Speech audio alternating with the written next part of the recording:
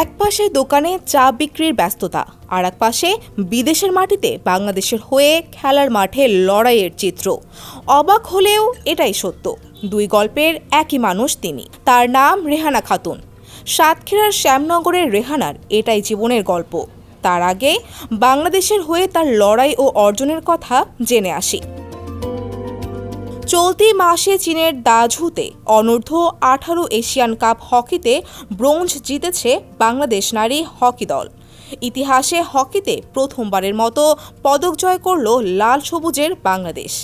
আর এই দলের অন্যতম খেলোয়াড় রেহানা খাতুন। অভাবকে জয় করে কিভাবে হকি খেলোয়াড় হয়ে উঠলেন শ্যামনগরের রেহানা, নিজেই তুলে ধরলেন সেই গল্প। এমনও দিন গেছে বাসায় বাজারের টাকা নাই, তবুও আব্বুকে বলছে আব্বু আমার বল লাগবে, আব্বু আমার কি বুট লাগবে।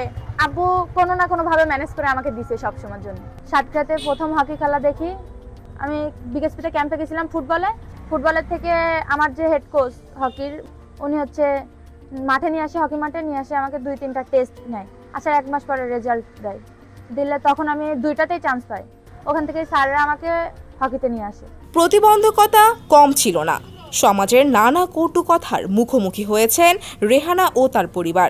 তবে তা এখন অতীত। প্রথম যখন আমি খেলাতে ঢুকি, আমাদের গ্রামের বলেন বা এলাকার বলেন, মানুষ অনেক কথা বলতো, অনেক কথা শোনাইতো, আব্বু আম্মুকে অনেক হেনস্থা হতে হচ্ছে আমার জন্য। তারপরে দেন আমি যখন আস্তে আস্তে আপ করি, যখন আমি বিকেএসপিতে চান্স পাই, তখন থেকে সবাই আমাকে সাপোর্ট করতো। আমার বাবা যখন পুরো এলাকা একদিকে চলে যায়, আমার বাবা মা আমাকে সাপোর্ট করছে। খেলার মাঠের সাথে জীবনযুদ্ধের লড়াইয়ের গল্পটাও রেহানার বেশ কঠিন। শ্যামনগর উপজেলার হায়বাদপুরে জরাজীর্ণ এই ঘরই তাদের ঠিকানা। ঘরের অদূরে সরকারি জায়গায় বাবার এই চা দোকানটি পরিবারের আয়ের উৎস। রেহানার বাবাও খেলোয়াড় হতে চেয়েছিলেন, কিন্তু অভাবের বেড়াজালে পারেননি। নিজের স্বপ্ন এঁকেছেন সন্তানের মাঝে। আর্থিক সংকটের ভাবনা কাটছে না মায়ের। শুধু রেহানা নয়, একই দলে হকিতে আরেক আলোকিত মুখ শ্যামনগরের কাঁঠালবাড়িয়া ষষ্ঠী রায়। তাদের সফলতায় গর্বিত স্থানীয় প্রশিক্ষকও।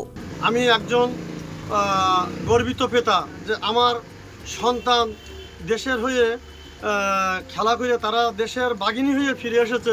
আর্থিক দুর্বলের কারণে আমি খেলাধুলো শেষ পর্যন্ত করতে না পারায়, আমার মেয়েকে আমার মনের আশা পূরণ করায় আমি তাকে গড়ে খেলাতাম।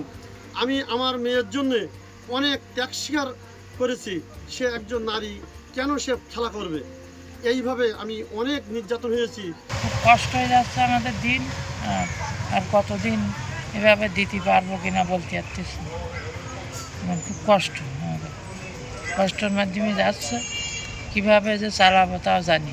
সবাই সহযোগিতা করলে মনে হয় মেয়েটার আর একটু ভালো জায়গায় তুলতে পারে। আলহামদুলিল্লাহ, আমাদের শ্যামনগর ফুটবল একাডেমি থেকে 2টা মেয়ে চীনের মাটিতে হকি এশিয়া কাপ 3য় স্থান অধিকার করেছেন। বান্ডেল থাকলে প্রতি সেনমানিতে টাকা বাঁচবে। বিকাশ সেনমানি বান্ডেল কিনে জিতুন প্রতি লেনদেনে। শ্যামনগর উপজেলার প্রশাসন রেহানা ও ষষ্ঠীকে সংবর্ধনা দিয়েছে। ভাঙ্গা ঘর আর অভাবের সাথে যুদ্ধ করে শ্যামনগরের বীর আজ রেহানা। শুধু তাই নয়, বিশ্ব দরবারে লাল সবুজের হয়ে লড়াই করছেন আন্তর্জাতিক মাঠে।